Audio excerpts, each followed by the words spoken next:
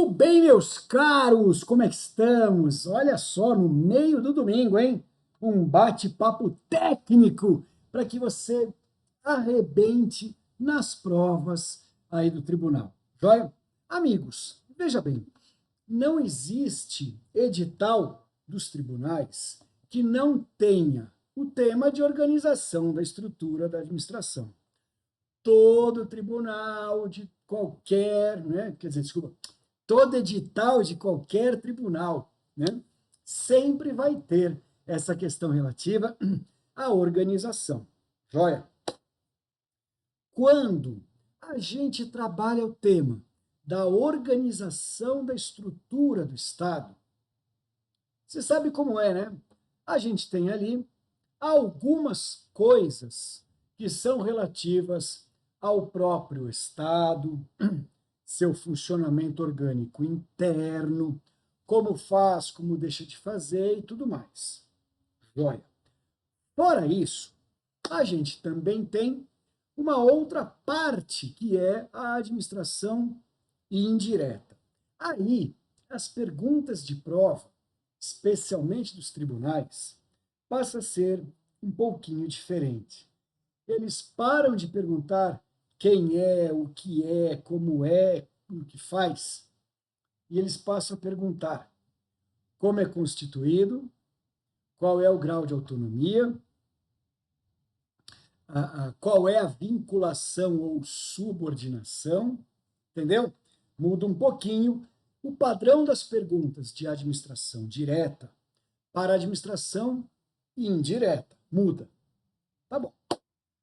Porém, meus caros, quando você vai estudar essa matéria, junto com a administração indireta, as bancas sempre perguntam sobre o terceiro setor da sociedade. Ah, professor, então quer dizer que o terceiro setor integra a estrutura do Estado? Não, não integra. Não tem nada a ver com o Estado, mas tem a ver com prestação de serviços públicos, atendimento de interesses públicos. E por conta disso, a gente fala que o terceiro setor, hoje, é entendido como eu posso fazer assim para vocês, vai ficar ridículo, aspas, né? Quase Estado. Professor, é ridículo, mas pode fazer, tá bom. Então, o terceiro setor é como se fosse um quase Estado. Quase Estado. Por quê? Porque a iniciativa privada fazendo coisas do Estado. Joia? Como é que as provas, especialmente os tribunais federais, que é isso que você está querendo, né? Gostam de perguntar? Eles gostam de perguntar, em primeiro lugar, o que tem a ver o terceiro setor com a evolução dos modelos teóricos de administração. Eles perguntam isso à torta e à direita, certo? Bom, nesse sentido, meus caros, a gente tem então que pegar os modelos e compreender o que aconteceu.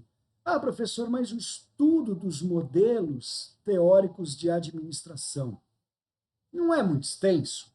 Não tem uma parte que não tem nada a ver com o que a gente está falando? Tem.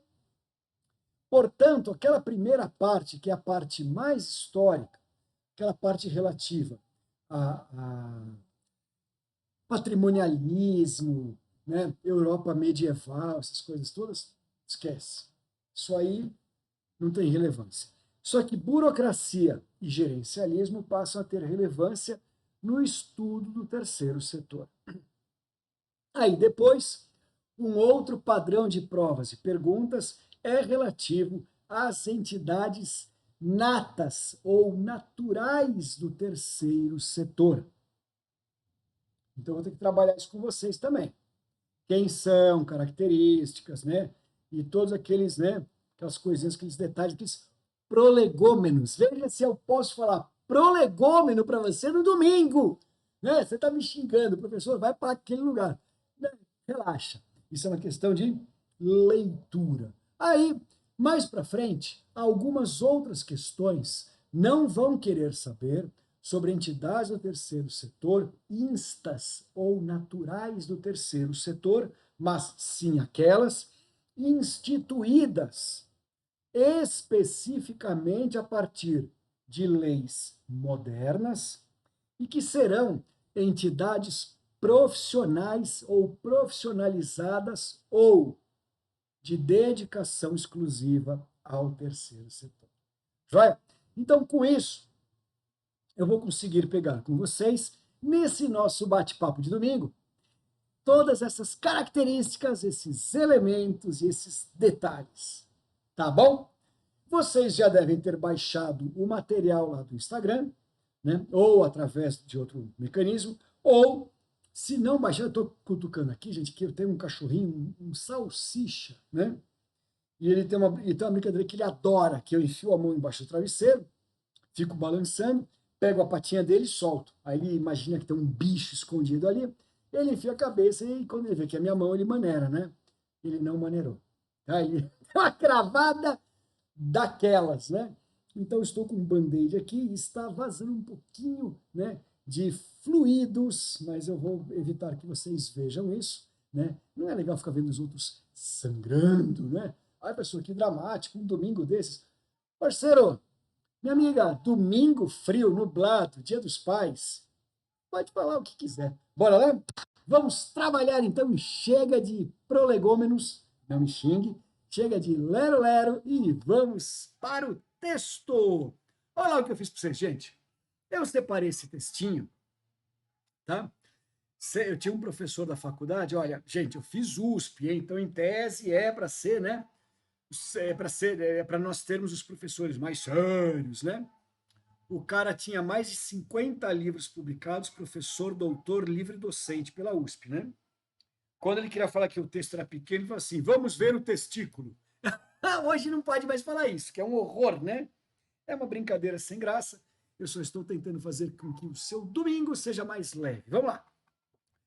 Então, aqui, gente, tem uma primeira parte que eu coloquei aqui para vocês, que é pedagógico-acadêmica, para vocês entenderem, né, e conseguirem absorver o texto relativo à formação do pensamento jurídico do terceiro setor. Só que isso daí é para uma leitura de quem não tem formação em direito, né? E eventualmente poderia vir a ter muita dificuldade. Agora, o nosso papo começa aqui. É a partir daqui que nós vamos trabalhar. Veja, eu montei um outro material para vocês. Esse outro material, né, vem conexo, né, vem na continuidade do material pedagógico, acadêmico, e ele é o material que nós vamos usar agora. E como é que nós vamos fazer isso daqui, gente? Presta atenção. Essa outra parte cabe a você tomar nota do que eu for falando, ok? Por quê? Porque aí nós vamos fazer o milagre do caderno. O que é o milagre do caderno, gente? O caderno de anotação do concursando é a ferramenta mais poderosa que existe, porque ele não está preso naquela linguagem chata, pedagógico-acadêmica de livros e manuais. O caderno tem a linguagem da fala. Se eu quiser dar um exemplo ridículo, se eu quiser suprimir os plurais numa frase, se eu quiser dar uma zoada, se eu quiser usar um exemplo ridículo de dar risada e que você não deve repetir nunca por aí, mas é bom para você entender. No caderno eu posso. Então a gente tem, nós professores, nós temos, digamos assim, uma liberdade maior didático-pedagógica quando a gente usa o recurso do caderno. E aí, o que nós vamos fazer? Esse material meu, esse aqui, ó, esse meu material, tá? Esse aqui. Você não precisa anotar, porque se você já baixou o texto, você já percebeu que está tudo junto. Se você não baixou o texto, você também já está percebendo que vai estar à sua disposição. Então, esse material não é material para você ficar anotando. Então, quando eu falar o que é, né, não é preciso escrever terceiro setor o que é. Você vai colocar, né, você vai colocar a explicação, joia?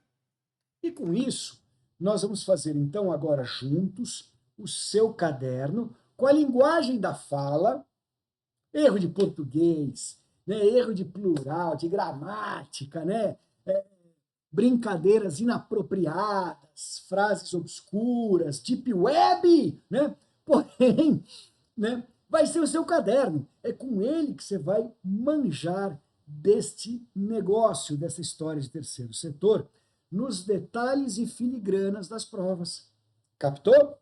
Vamos juntos? Então agora é com vocês. Eu vou aqui batendo um papo e vocês vão tomando nota. Vamos lá, gente. Primeiro setor, o que é? Vamos lá? Então, no campo dos conceitos, coloque aí. O primeiro setor é. O primeiro setor é o Estado e suas instituições, vírgula, vírgula, órgãos e pessoas jurídicas estatais,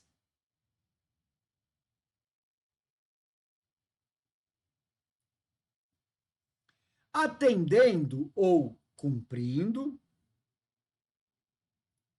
tudo aquilo que a Constituição prevê e impõe como um dever do Estado ou um direito da coletividade. Joia? Então, a primeira parte é isso.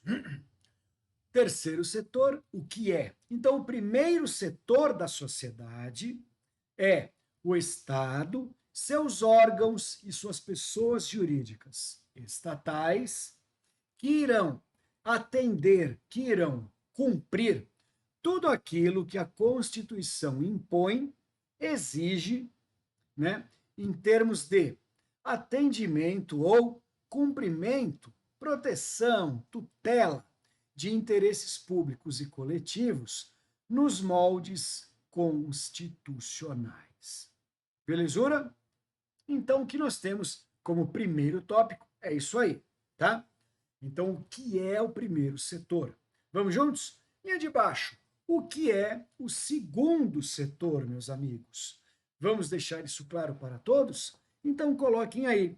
O segundo setor é a iniciativa privada e os particulares em geral, agindo por iniciativa própria e autonomia da vontade para atender ou cumprir os próprios interesses privados. Belezura?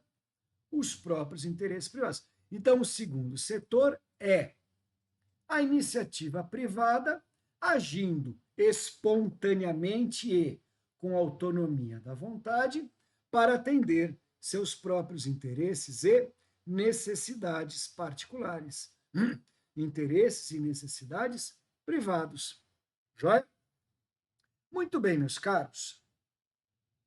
O que essa história tem a ver com a evolução dos modelos teóricos de administração? Olha lá, vou pedir agora para vocês fazerem uma quebra na sua anotação e colocar assim: terceiro setor e modelos teóricos de administração. Porque em cima disso, eu vou explicar algo que é bem corriqueiro nas provas, tá? Bem costumeiro nas provas. Vamos lá? Então vem comigo. Coloque assim, por favor.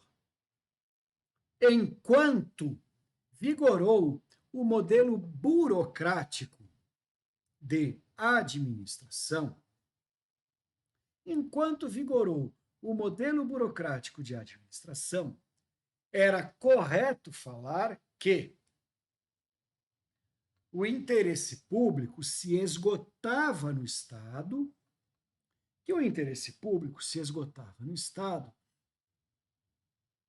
E, e essa afirmação deixa claro que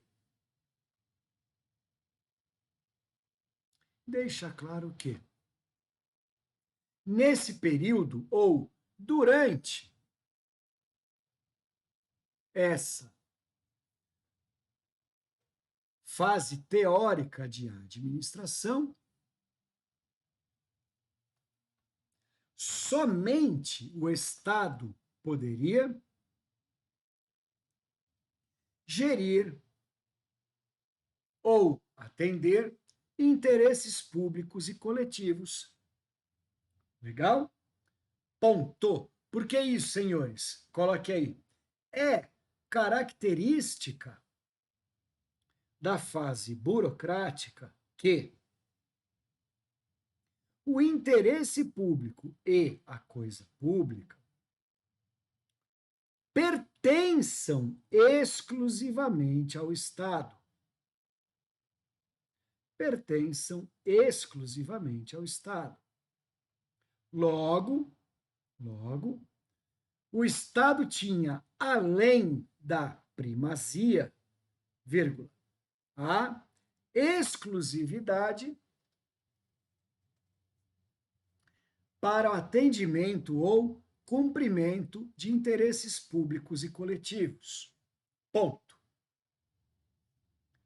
Linha de baixo. Logo, vírgula, enquanto durou a fase burocrática, a sociedade era dividida apenas em 2 setores. Beleza? O primeiro setor, que é o Estado, atendendo interesses públicos e coletivos com exclusividade, isso tem que ficar claro na sua cabeça. E o segundo setor era o setor da iniciativa privada e dos particulares, agindo com autonomia da vontade, ou seja, fazendo as coisas que eles desejam, que eles querem, para atender aos próprios interesses privados. Então, nessa fase, sociedade em 2 setores, modelo burocrático, tranquilo, né? Tranquilo. Joia. Vamos lá. Coloca agora assim na linha de baixo. Em seguida, a partir de 1998, com a edição da Emenda Constitucional 19, o modelo teórico de administração no Brasil passou a ser gerencial ou gerencialista. Belezura? Ponto. Põe assim na linha de baixo. Nesse modelo, o interesse público e a coisa pública deixam, gente, sublinho, deixam de pertencer ao Estado e passam a pertencer à à coletividade. Então, agora, interesse público e coisa pública pertencem ao povo. Ponto. Linha de baixo. Essa redefinição promoveu uma mudança no conceito dos setores da sociedade. Joia? Vamos ver? Olha lá. Então, em primeiro lugar, gente, passou a ser incorreto, passou a ser errado falar que o interesse público se esgota no Estado. Tá? Por quê? Porque agora, gente, o interesse público pertence ao povo. A coisa pública pertence à coletividade. E o Estado é seu mero gestor. Olha o nome, gestor, gerencialismo, gerente, né? Então, o Estado é o mero gestor. Tranquilos? Isso trouxe o que está aqui, ó, anotado, ó, reestruturação dos setores da sociedade. Então, a gente passou a ter agora, gente, uma reestruturação dos setores da sociedade.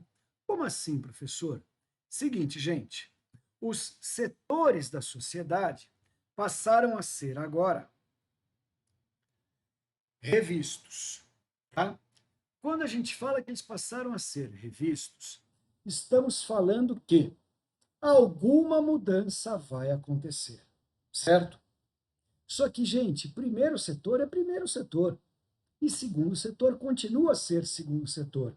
Mas nós temos que dar agora uma sutil, uma leve calibrada no conceito. Vamos juntos? Coloca aí, então. Olha só que interessante. Que esse esse elemento, né? Essa introdução desse modelo gerencialista ou gerencial, sublinha agora, tá? Manteve o terceiro setor,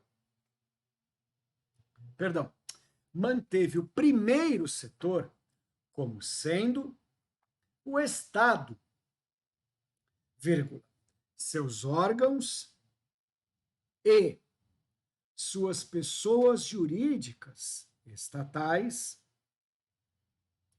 Só que agora vai mudar a redação, presta atenção, troca de cor, eu sublinho. Executando, cumprindo tudo aquilo que a lei constitucional impõe e obriga. Joia? Então passa a ter essa nova conotação. Não é mais o Estado cumprindo e atendendo interesses públicos genericamente. Não é mais isso. Agora é Estado, seus órgãos e pessoas jurídicas, agindo no regime público para cumprir expressamente tudo aquilo que a lei constitucional impõe como um dever, como uma obrigação do Estado. Joia?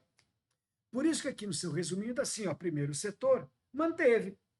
Então, o primeiro setor continua a ser o Estado, seus órgãos e pessoas jurídicas, só que agora, ao invés de falarmos que é o Estado e suas pessoas jurídicas cumprindo e atendendo genericamente interesses públicos, nós vamos falar que é o Estado, seus órgãos e pessoas jurídicas cumprindo tudo aquilo que for obrigatório ou imposto pela lei, principalmente a lei constitucional. Joia? Linha de baixo, senhores, olha lá, segundo setor da sociedade. O que passou a ser o segundo setor da sociedade, hein?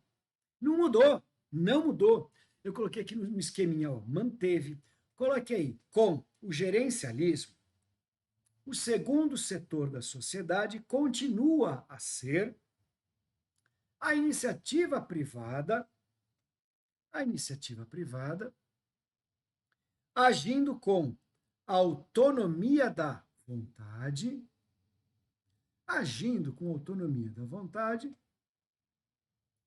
para cumprir, para atender os próprios interesses privados. Joia? Os próprios interesses privados. Maravilha! Com isso, a gente percebe que o conceito ficou praticamente o mesmo, né? Porém, né, nós temos agora uma novidade. Olha lá, olha como eu escrevi para vocês. Nova realidade. Com o interesse público não mais se esgotando no Estado, a iniciativa privada pode passar a atendê-lo. Então, senhores, a iniciativa privada, resolvendo agir dentro do interesse público coletivo, passa a constituir o tal do terceiro setor. Mas de que forma? Com que característica? Com que regra? Vamos ver? Então, coloca aí, ó. Coloque junto comigo. Com o gerencialismo, vírgula, o interesse e a coisa pública, pertencendo ao povo, pertencendo à coletividade, passa a autorizar a iniciativa privada a fazer o que, senhores? A cumprir, a atender interesses públicos e coletivos. Só que de que forma, gente? Capricha. Mediante a autonomia da vontade. Isso tem que ficar bem claro na sua cabeça. Mediante a autonomia da vontade. Ponto. O que isso quer dizer, senhores? Quer dizer o seguinte, linha de baixo. Logo, não houve qualquer transferência do dever ou obrigação legal de cumprir interesses públicos para a iniciativa privada. Não aconteceu. Ponto. Mesma linha. Ponto, mesma linha. Na verdade, passou a existir a opção, qual é que é a facultatividade da iniciativa privada em atender interesses públicos e coletivos. Capricha agora, gente, capricha. Sem alterar ou prejudicar o dever constitucional do Estado de garantir, atender e tutelar interesses públicos e coletivos. Ponto. Então, veja bem, gente, olha só que loucura. Então, agora nós temos duas coisas. O Estado é obrigado e a iniciativa privada, se quiser, pode. Então, como é que a gente poderia fazer agora uma frase de efeito para deixar a coisa bem caracterizada no seu caderno? Veja, quando você for ler esse caderno, essas anotações, sei lá, daqui a alguns meses, ela tem que fazer sentido, né? Então, bora ver isso? Põe assim na linha de baixo. Dessa forma, o interesse público e coletivo passou a se sujeitar a uma dupla atenção ou atendimento. 2 pontos. Olha que legal. Letra A. O Estado continua a ter o dever, continua a ter a obrigação constitucional e esse dever, essa obrigação, é voltada principalmente para que tipo de interesse público coletivo, a gente coloca aí? É voltada principalmente para os interesses públicos e coletivos tidos como essenciais, obrigatórios ou ainda aqueles que constituam um direito do cidadão. Ponto. Linha de baixo. A iniciativa privada, vírgula, agindo em atendimento ou cumprimento de interesses públicos e coletivos, passa a ter um papel de complementação ou auxílio àquilo que o Estado presta ou executa. Entendeu? Ponto. Posso ilustrar para vocês, para ficar mais claro? Põe assim na linha de baixo. Exemplo. Com a educação fundamental, que é o tal da alfabetização, né? Educação fundamental. Coloque assim, tracinho. É um dever do Estado, é uma obrigação do Estado oferecer a educação fundamental para todos que queiram. Tracinho, especificamente voltado para a educação infantil. Ponto. Linha de baixo. A iniciativa privada, incluindo pessoas físicas ou jurídicas, poderão, vírgula, por iniciativa própria, vírgula, complementar a oferta do ensino fundamental, principalmente para adultos ainda não alfabetizados. Percebeu? Então, olha só, gente. A Constituição mantém a obrigação do ensino fundamental infantil nas costas do Estado. É obrigatório. Tanto que se o sujeito, né, o prefeito, não cumprir, ele vai se comprometer. Ele pode até tomar um impeachment. Ele pode até ter o seu mandato cassado. Já? Agora, e o coitado do adulto de origem humilde, que é analfabeto, que ainda não foi alfabetizado direito? Como é que esse cara sai dessa condição? É claro que o Estado também tem instituições nesse sentido.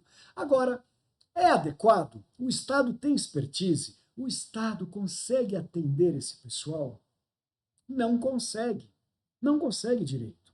Até porque os adultos estão trabalhando, apesar de não alfabetizados. Então você pega, por exemplo, uma empresa gigantesca, tá? Pega aí uma Volkswagen, pronto, uma Volkswagen. Quantos empregados tem em cada planta da Volkswagen? Sei lá, 6, 8, 10 mil funcionários naquela planta. Pode chegar um grupo educacional, uma escola, uma faculdade, alguma coisa assim, e falar, Volkswagen, quantos por cento dos seus empregados não são alfabetizados? Ah, nós temos aí quase 10%, ou seja, quase 1.000 funcionários não são alfabetizados. Aí, esse grupo escolar fala o seguinte, Volkswagen, me empresta algumas salas aqui na sua planta, eu vou colocar professores da minha escola e vamos oferecer a alfabetização para esse pessoal de forma gratuita. Topa? Aí a Volkswagen fala, topa. Topo, quer dizer, topa. Aí, monta tudo, faz os registros, vai no MEC, avisa que vai alfabetizar para expedir certificado, tudo mais, que serão cumpridas as ordens, perdão, os parâmetros e as exigências pedagógicas obrigatórias e tudo mais. Vão ser aplicadas as provas, vai ter controle de presença.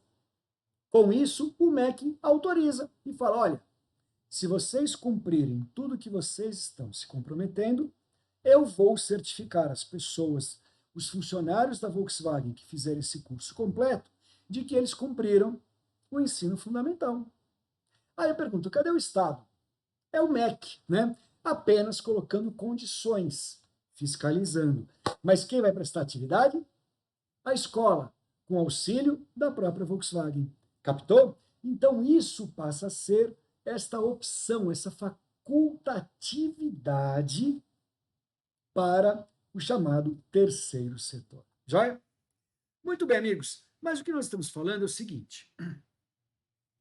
Com a emenda constitucional 19 e a vinda, né, do gerencialismo, olha o que eu coloquei aqui para vocês, ó. Nasceu o terceiro setor. Nasceu. Então, como é que a gente pode conceituar o terceiro setor? Da seguinte forma, o terceiro setor é a iniciativa privada agindo de forma espontânea e por livre iniciativa para o atendimento ou cumprimento de certos interesses públicos ou coletivos previstos em lei de forma auxiliar ou complementar àquilo que o Estado presta ou oferece. Entendeu? Então, o terceiro setor, gente, não tem o objetivo de substituir o Estado, de aliviar, né, as costas do Estado nesse negócio. Então, começou dessa forma. Só que, gente, olha só, essa chamada emenda 19 introduzindo o gerencialismo, acabou fazendo mais do que apenas isso que nós falamos agora. O gerencialismo, né, ele tem como pauta diminuir ou até extinguir a barreira de interesse público perante o Estado e interesse privado perante a iniciativa privada. O gerencialismo, gente, passa a permitir uma forma ampla. Tanto que a emenda constitucional 19 pegou a eficiência, que era um mero princípio abstrato e implícito na Constituição Federal, e tornou ele expresso e explícito, até mesmo para regular a forma de agir do Estado e da administração. Então, o Estado e a administração passaram a ter agora um compromisso, uma obrigação com a eficiência pública. Agora, quem é mais eficiente, gente? Iniciativa privada ou o Estado? Óbvio, né? A iniciativa privada. Então, quando veio a emenda 19 e o princípio da eficiência e a ruptura da divisão estabelecida entre iniciativa privada e setor público, ocorrendo tudo isso, a emenda 19 e o gerencialismo provocaram uma coisa que a gente chama em direito de convergência. Como assim convergência, professor? Seguinte, a emenda 19 e o gerencialismo passaram a puxar a iniciativa privada para dentro da estrutura do Estado. E também passou a permitir atividades públicas do Estado para a iniciativa privada. Então passou a ter essa dualidade. Perfeito? Vem para o texto junto comigo. Olha só como é que está aqui. Então a gente está falando agora, meus amigos, de uma convergência da iniciativa privada e de sua maior eficiência para dentro do Estado. Quando aconteceu isso, percebeu-se que dois tipos de instituições privadas são naturais ou naturalmente do terceiro setor. Então, coloquei no seu caderno agora o seguinte: entidades privadas que são natural ou naturalmente do terceiro setor. Dois pontos. São as fundações privadas e as associações privadas. Ponto. Essas duas entidades têm como característica principal não possuírem finalidade lucrativa. Então, elas não buscam o lucro.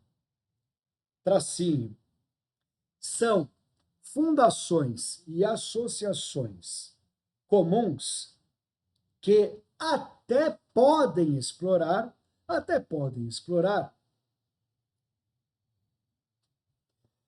atividades de natureza econômica, tal como vendendo camisetas, né, broches, adesivos, como acontece, por exemplo, gente, com o Greenpeace, né? Então, podem desenvolver essas atividades econômicas. Tracinho.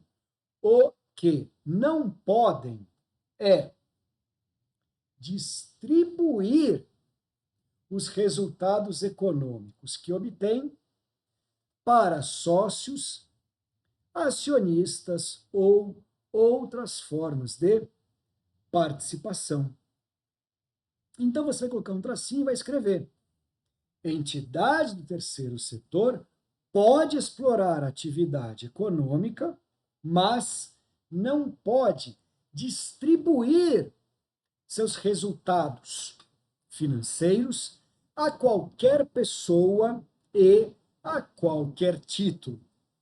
Captou? Então é aí que está essa nossa nova visão. Beleza? Muito bem. Então são duas entidades que são naturalmente do terceiro setor. Joia.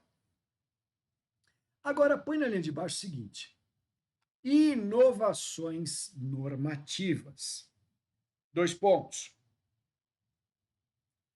Com a abertura e a regulamentação desse terceiro setor da sociedade,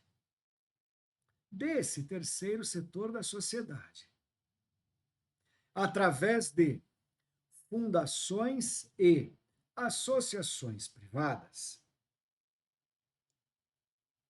vírgula, novas leis passaram a prever uma maior e mais efetiva participação, da iniciativa privada nessas atividades complementares ou de apoio ao Estado no cumprimento ou atendimento de interesses públicos e coletivos. Tracinho. E, com isso,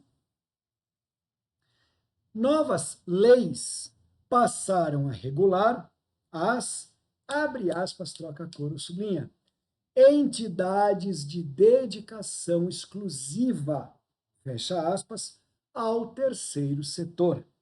Joia? Ponto.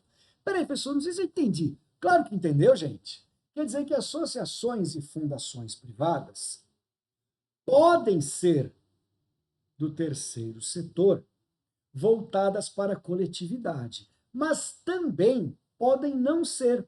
Elas podem ser voltadas para um determinado grupo específico. Qual o problema? Nenhum problema. Então a gente pode criar, por exemplo, uma associação dos moradores do bairro tal. Essa associação pode ter fins lucrativos? Não, não pode. Mas essa associação precisa atender a coletividade em geral? Não, não precisa. Ela vai ser voltada só para os moradores daquele bairro e ponto final. Então, fundações e associações privadas não possuem essa natureza, esse condão, né, de serem voltadas para toda a coletividade de maneira genérica. Agora, essas novas entidades, instituídas a partir de novas leis, passam a ser. Vamos lá? Então vem comigo agora de volta para o nosso texto. Olha lá. Com isso, inovações do terceiro setor passaram a ter entidades específicas com dedicação exclusiva. Dessa patota, nós temos 4 que nós temos que trabalhar, só que 3 deles são os mais complexos. Vamos lá? O primeiro tipo são as OS. Coloca aí, OS. O que significa OS, gente? OS são organizações sociais. O que elas fazem? Coloca aí de maneira bem enxuta, tá? Bem enxuta. Uma OS é criada a partir de um contrato de gestão, sublinha contrato de gestão, gente, firmado entre a iniciativa privada e o Estado, e, através desse contrato, serviços ou atividades públicas são transferidas, sublinha transferidas, para o ente privado, e esse ente passa a substituir o Estado naquela atividade. Joia? Então, naquela atividade, aquela OS está substituindo o Estado. Ponto. Põe aí na mesma linha. A OS deverá efetuar vultosos investimentos no setor ou atividade voltada para a coletividade e deverá obter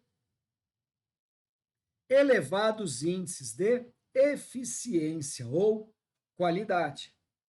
Joia? Ponto. Mesma linha. Enquanto cumprir essas diretrizes, a OS gozará do que, senhores? A OS vai gozar de imunidade tributária para impostos, entre outros benefícios concedidos pelo Estado. Belezura? Linha de baixo, olha lá, item 2, OCIP. OCIP. OSCIP. O que é isso? Coloca aí. Organização da Sociedade Civil de Interesse Público. Coloque assim, por favor. A OCIP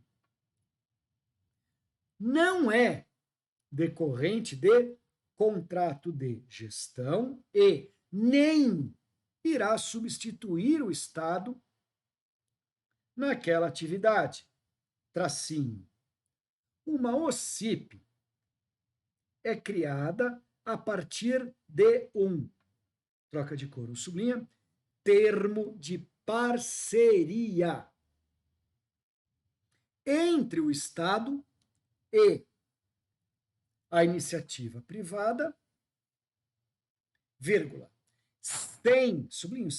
sem exigir que a iniciativa privada faça investimentos pesados naquela atividade ou nas instalações do Estado, e uma OCIP não tem compromisso com metas de eficiência ou qualidade. Não tem. Ponto. Mesma linha. Enquanto a OCIP cumprir essas exigências, também poderá gozar de imunidade tributária para impostos. E por fim agora, gente, linha de baixo, OSC. OSC, Organizações da Sociedade Civil. Vamos lá? Coloca aí. Essa previsão, né, esse tipo, essa natureza de entidade, vai decorrer do preenchimento de requisitos pela iniciativa privada e posterior certificação pelo Estado. Ponto. Uma OSC irá atuar em auxílio ao Estado na prestação de certo serviço público ou atividade pública. Joia? Então, olha só que legal. A OS substitui. A OCIP age complementando e tal. A OSC é de auxílio, é de apoio, é de fomento, digamos assim, ao Estado. Legal? Ponto. Mesma linha. Uma OSC que também cumpra todos os requisitos e exigências legais e seja certificada, também poderá gozar de imunidade tributária. Vai?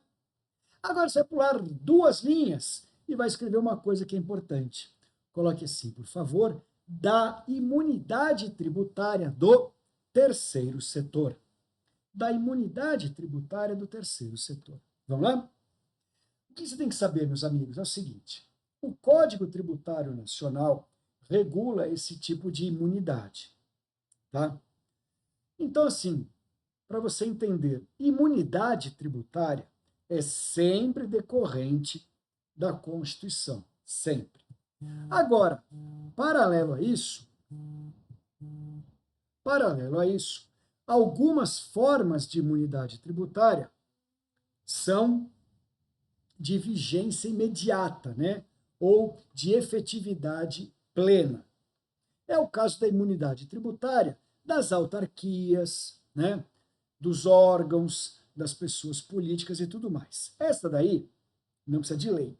Agora, outros tipos de imunidade tributária não são de eficácia plena, são de eficácia limitada. Ou seja, a Constituição prevê, a Constituição diz que haverá imunidade, porém, ela só passa a existir e a ser efetivada se forem cumpridos requisitos regulamentados em lei. Então, nós temos lei regulamentando, e no caso estamos falando principalmente do artigo 14 do Código Tributário Nacional. Então, coloca aí imunidade tributária do terceiro setor, conforme artigo 14 do Código Tributário Nacional. Tá? Primeira coisa, deixe claro que essa imunidade, gente, esse artigo 14, se refere a todo o terceiro setor. Então, coloque aí que estão incluídas as fundações privadas, associações privadas, OS, OCIPs e OSC. Todas essas, joia? Você pode abrir parênteses e colocar assim: entidades do Sistema S, chamadas de Serviço Social Autônomo, tal como SESC, SESI, SENAI, SEBRAE, etc., também são do terceiro setor, porém, são regulamentadas por normas especiais e sujeitas a imunidade também por regras especiais. Fecha parênteses, ponto.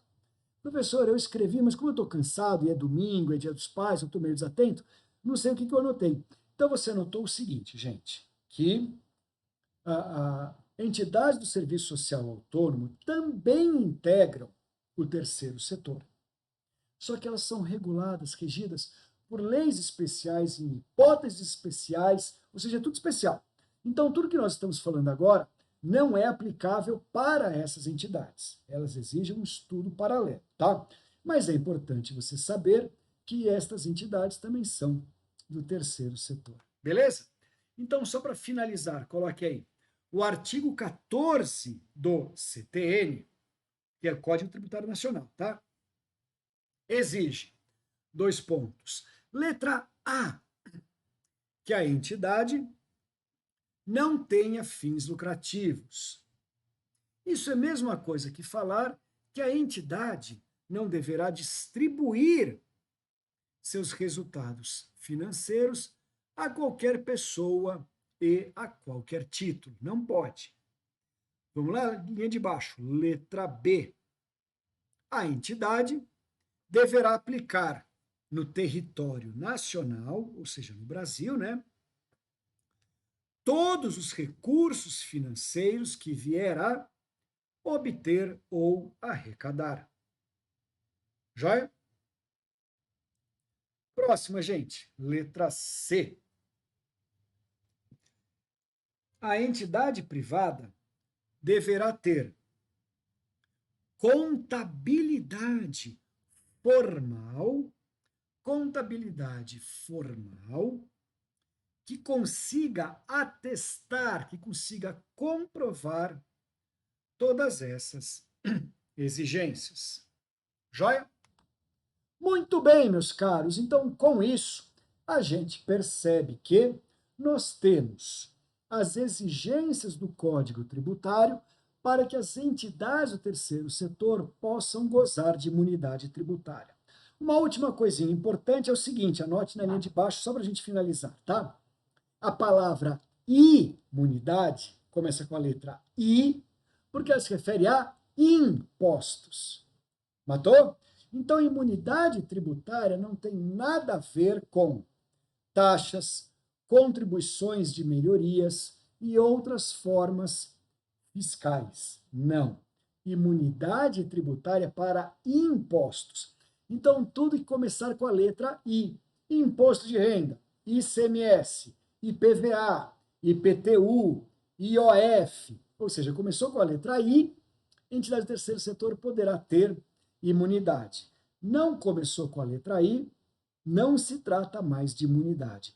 Pode até obter isenção por regras especiais, normas especiais, mas imunidade não é não. Tá bom? Então, o papo com vocês nesse domingão, Dia dos Pais, era esse. Joia? Então, para todos dessa aula que são pais, parabéns, feliz Dia dos Pais. Eu sou pai e posso falar para vocês que é a experiência mais gratificante da vida. Para quem não é pai, ou seja, quem for, né, do sexo feminino, você espera o Dia das Mães, hein? Não fica aí aflita, hein? Eu vou te dar parabéns no Dia das Mães também. E todos vocês são filhos, então todos vocês têm um pai, né? Ainda presente ou, né, talvez já em outro plano. De qualquer forma, mentalize, agradeça. Oh, mas eu não gosto muito do meu pai pisa na bola, meu pai tem outra família, meu pai fugiu, meu pai foi embora. Não interessa. Você é constituído de células e você recebeu energia vital a partir dele. Então, pelo menos agradeça pelo dom da vida, não se preocupe em desejar o mal de ninguém, e ainda que seja uma pessoa ausente, tá vendo? Pelo menos diga o seguinte: obrigado, porque sem você eu não estaria aqui. É um jeito legal de pensar, né? É um jeito legal. Agora, se você tiver um paizão dedicadão, que nem eu, né? Eu adoro, eu passo o dia inteiro lambendo as crias, né? Eu passo lá, eu corro, busco, pego, jogo para cima, pulo na piscina, levo na escola, busco na escola, faço o almoço que eles mais gostam. Eu sou super dedicado, não me arrependo nem um pouco, na verdade, muito pelo contrário, tenho maior orgulho disso. Tá bom? Então tenham todos um fantástico domingo, nublado, frio, né? Mas é um fantástico domingo. Divirtam-se e, pelo menos, no mínimo, agradeçam aos pais e quem for pai, parabéns. Tá bom? Beijo, meus amigos. Forte abraço, bons estudos. Tchau.